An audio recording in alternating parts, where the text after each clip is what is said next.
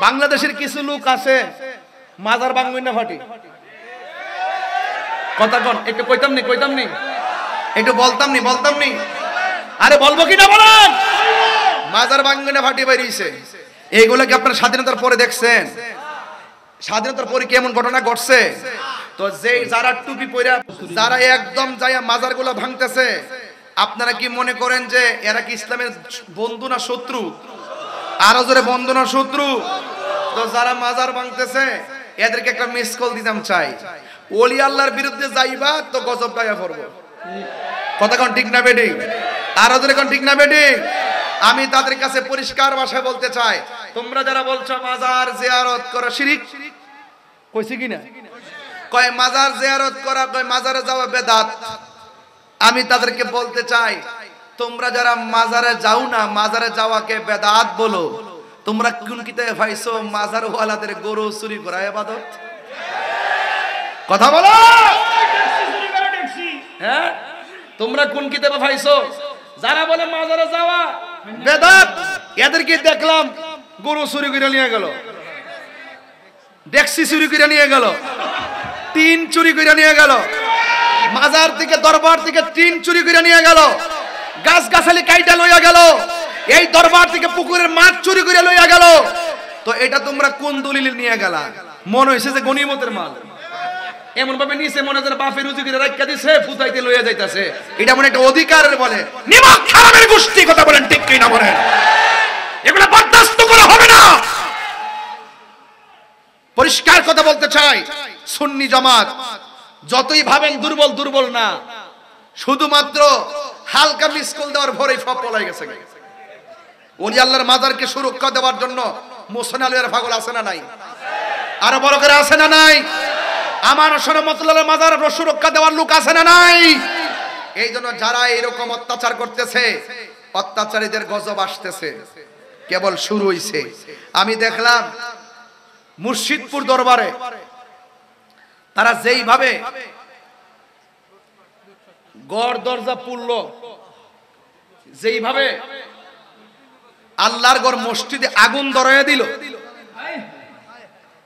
এরপরে মাজার থেকে যেভাবে গরু মহিষ ছাগল দুম্বা সব নেওয়া শুরু করলো আমার মনে হয় এই বাংলাদেশের ইতিহাসে একটা কালো অধ্যায় রচনা করছে এই চুরির গোষ্ঠী ডাকাতের গোষ্ঠী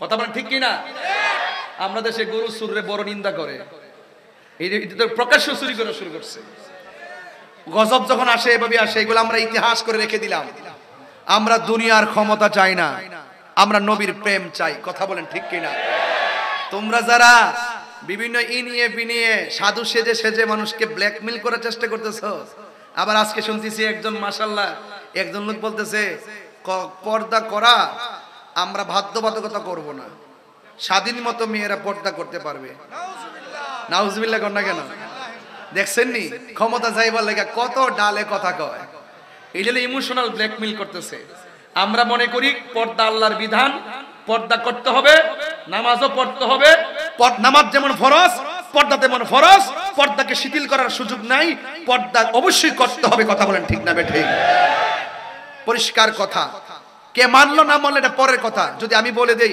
আপনারা যেমন মন চাই এমন পোশাক পরবেন আমরা কোনো বাধা নাই তার মানে বুঝতে হবে এরা ইসলামরে কেবলমাত্র ডাল হিসেবে ব্যবহার করতেছে মূলত ভিতরে শয়তানি কথা বলেন ঠিক না বেঠিক এখন উচিত কথা বললেই তো ট্যাগ লাগাই দিবেন আমরা উচিত কথা বললেই ট্যাগ লাগাই দিয়া তাহিরির তেমনি ফেসবুকে বহুত কথা লেখেন তাহিরিরা কোন দলের দালালি করে না তাহিরে আহলুস সুন্নাত ওয়াল জামাতের নির্ভীক খাদেম আমরা মদিনাওয়ালার প্রেমের দালালি করি কথা বলেন ঠিক না বেঠিক দেখছো না আমরা এই বাংলাদেশের ক্রাইসিস মুভমেন্টে আমরা নিজেরা ওই চেয়ারের গদির জন্য কৌশল করি না আমরা মনে করি আমাদের সুন্নিয়তটা হইলো আমাদের সম্পদ আজকে যে প্রতিযোগিতা উলামায়ে কেরামগণ এখানে এসেছেন আমি খুব ভালো লাগতেছে আমাদের মুরব্বির আকাবেরগণ কি সুন্দর বুদ্ধি করে করে একদম আনন্দ উল্লাসে মোহব্বতের মাধ্যমে গলা লাগিয়ে একই প্লেটে বসে খাবার দাবার মিষ্টান্ন আর কি সুন্দর সিস্টেম করে আগাইতেছে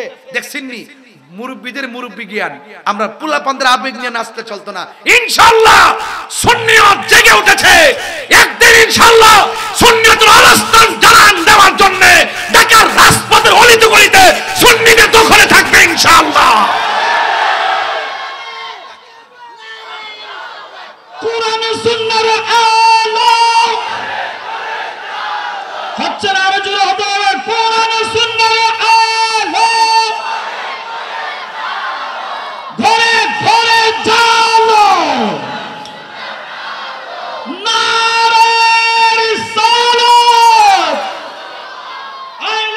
সুন্নাতু ওয়াল জামাত। মারহাবা গণ। আমরা কি ঐক্যবদ্ধ আছি? পীর যার যার, সুন্নিয়ত ইনশাআল্লাহ কোন, সবাই ইনশাআল্লাহ কোন, সব এক থাকবো তো ইনশাআল্লাহ। আমরা সব দরবারের খানকার পিসাবদের প্রতি সেলুট। আপনারা মুরাকাবা করেন, দুপুরে একবার করেন, মাগরিবের পরে একবার করেন, শেষ রাত্রে একবার করেন, কোনো অসুবিধা নাই। কিন্তু মাঝে মাঝে যখন ডাক দেওয়া হবে, মাঝে মাঝে খানকা থেকে বেরিয়ে রাজপথে আসতে হবে, নাইলে আজকে মুর্শিদপুর, কালকে আবার আরেক জায়গায় আসতে পারে কি পারে না? সকলে ঐক্যবদ্ধ হতে হবে। খানকায় ধ্যান করার নামও ইসলাম, আবার কখনো কখনো বাতিলদের বিরুদ্ধে রাজপথে তলোয়ার নিয়ে নামার নামও ইসলাম। কথা বলেন ঠিক কিনা? আমরা অতীতে একটা সিস্টেমের সুন্নিয়তকে কায়েম করেছি, এখন আমরা ভিন্ন স্টাইলের সুন্নিয়তকে কায়েম করব। এতদিন নরম ভাষায় কথা বলেছি, এখন গরম ভাষায় কথা বলবো, কারণ সোজা আঙ্গুলে ঘি ওঠে না। এই জন্য আমি প্রায় সময়, অনেক সময় একটু রাগান্বিত হয়ে কথা বলি। এই জন্যই বলি, কারণ এই সরল সহজ কথা কেউ বুঝবে না। এই দেশে দেখছি যারা জ্বালাও পোড়াও করতে পারে, এদের কথা শিরোনামে আসে, পত্রিকায় আসে, টেলিভিশনে আসে। যারা গাড়ি ঘোড়া ভাঙতে পারে, এদের নাম টেলিভিশনে আসে। যারা মাজার ভাঙতে পারে, এদের কথা আসে। কথা কোন ঠিক না বেটি? যারা যায় মাজার ভাঙ্গে, এদের শিরোনাম দেয়। কিন্তু আমরা যে নির্যাতিত হচ্ছি, আমাদেরকে যে কোণঠাসা করে রাখতেছে, সুন্নি জামাতকে যে দাবি রাখার জন্য ষড়যন্ত্র চলতেছে, এই কথাগুলো কেউ বলে না। তাইলে এখন চ্যালেঞ্জ করলাম, আমরা আমাদের অধিকার আদায় করব। কথা বলেন ঠিক না ঠিক? আমরা আমাদের অধিকার আদায় করব। চট্টগ্রামের মানুষ, আমি প্রায় মাহফিলে বলেছি, চট্টগ্রাম মানে হলো সুন্নিয়তের ক্যান্টনমেন্ট। এখান থেকে আওয়াজ হবে, সারা বাংলাদেশের বাতিলরা থরথর করে কাঁপবে। ইনশাআল্লাহ, আর ইনশাআল্লাহ, ইনশাআল্লাহ। ভালোবাসার জায়গা মদিনা, ভালো লাগার জায়গা মদিনা, বলো ভালোবাসার না, ভালো লাগার জায়গা মদিনা। এত সুন্দর জায়গা কোথাও দেখি না, এত সুন্দর জায়গা কোথাও দেখি না। সাজিয়েছেন দয়াল রব্বানা, সাজিয়েছেন দয়াল রব্বানা, ভালো লাগার জায়গা মদিনা, বলুন ভালোবাসার জায়গা মদিনা, ভালো লাগার জায়গা মদিনা। একদিন কবর যাব, কেউ তো যাবে না, একদিন কবর যাব, কেউ তো যাবে না। যাবে না আমার শাহে মদিনা, যাবে না আমার শাহে মদিনা, ভালো লাগার জায়গা মদিনা, বলো ভালো লাগার না, বলুন ভালো লাগার জায়গা মদিনা, ভালো লাগার জায়গা মদিনা। একদিন কবরে যাব, কেউ তো যাবে না। নবী যাওয়ার ক্ষমতা আছে না নাই? আরো জোরে বলে, নবী যাওয়ার ক্ষমতা আছে না নাই? ওয়ামা কুনতা তাকুলু ফি হক্কে হাজার রাজুল, এই হাজার রাজুল মানে হলো নবী কবরে হাজির ও নাজির। কথা বলেন ঠিক কিনা? একদিন কবরে যাব, কেউ তো যাবে না, একদিন কবরে যাব, কেউ তো যাবে না। যাবে না আমার শাহে মদিনা, ভালো লাগার জায়গা মদিনা, বলো ভালো লাগার জায়গা মদিনা, ভালো লাগার জায়গা মদিনা। জোরে জোরে কি আল্লাহু আকবার বলা যাবে না? কবরের ভিতরে কি ছবি না নবী? এই রায়পুরা গুরুস্থানের ভিতরে যাইয়া জিগান, আপনি যে কবরের মধ্যে আসছেন, এই কবরটা কেমন? ওই মুর্দার বলবে কবরটা বড় চমৎকার। কই কেমনে? কই কবরে নামতে দেরি, রাহমাতুল্লিল আলামিন আমাদেরকে কুলে নিতে দেরি করে নাই। নবীর আশিকদেরকে, আশিকরা দেখতে পারবে, এতে কোনো সন্দেহ আছে? আর কোনো সন্দেহ আছে? এই জন্য যুবক, আমি বলেছি আপনাদেরকে কবরে যাওয়া লাগবে, ওই কবরের ভিতরে তিনটা শাস্তি হবে। এই কবর আযাব থেকে বাঁচতে গেলে ফাসাল্লি লিরাব্বিকা ওয়ানহার, আমাদের নামাজের দরকার আছে না নাই?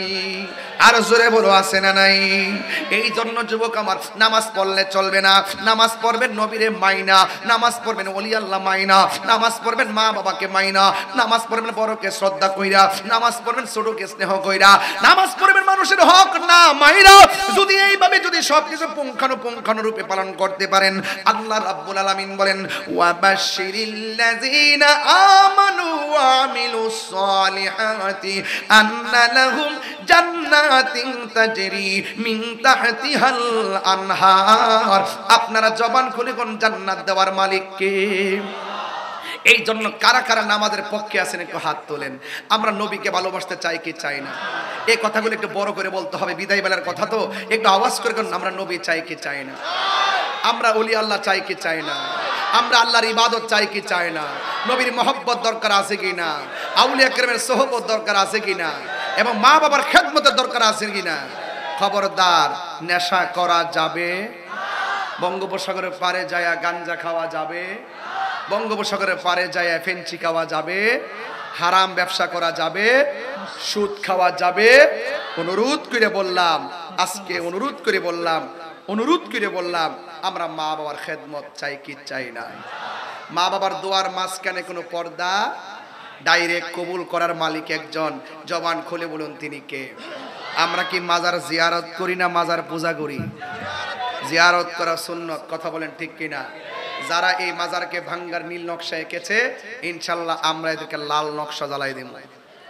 ফায়সালা উপর থেকে হবে, মান আদালি ওয়ালিয়ান ফাকাদ আযানতু বিল হারবে।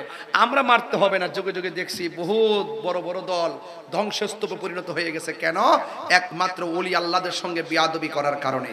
কথা বলেন ঠিক না বেঠিক? আজকে রায়পুরা মাহফিলটা আমি ইতিহাস করে রাখলাম, কারণ এত ধৈর্য, এত ভালোবাসা, এত মনোযোগ কোনো মাহফিলে এত সহজে পাওয়া যায় না। আমি দেখতেছি যত কথা বললো আপনারা শুনতেছেন, ওয়াজ করলেও শুনতেছেন, হুঙ্কার দিলেও শুনতেছেন, তেলাওয়াত করার পরেও উজ্জীবিত হয়েছেন। এটাকেই বলে এখানে অনেক ওলি আল্লাহদের শুভ আগমন ঘটেছে। আজকে যে আলেমগুলো এসেছেন, আলেমগুলো তো সমাজের রহমত। কথা বলেন ঠিক না বেঠিক?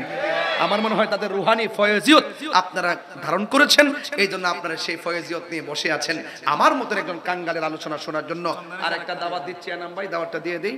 আগামী 15ই ডিসেম্বর চন্দনা 2000 চত্বরে, একদম চত্বরে, এটা আরো সুন্দর একটা প্লেস, 2000 চত্বরে ইনশাআল্লাহ প্রধান মেহমান থাকবেন আল্লামা আবুল কাসিম নুরি হুজুর মাদ্দাজিলুল আলী, এবং প্রধান মেহমান থাকবেন অধ্যক্ষ আল্লামা জয়নুল আবদিন জুবাইর হুজুর মাদ্দাজিলুল আলী, এবং আল্লামা অধ্যক্ষ মুফতি আহমদ হুসাইন আল কাদরি হুজুর, এবং আমি গুনাহগার থাকবো। আমার বয়ানের টাইম হলো বাদ এশা। আলহামদুলিল্লাহ বলবেন না? যদি সুযোগ হয় ইনশাল্লাহ সবাই যাবেন, সেখানে ইনশাল্লাহ কথা হবে। আবার যদি মরে যদি যাই, তাহলে দেখা যেন হয় নবীর কদমে, বেঁচে যদি থাকি দেখা হবে রাজপথে, কথা হবে স্লোগানে ইনশাল্লাহ।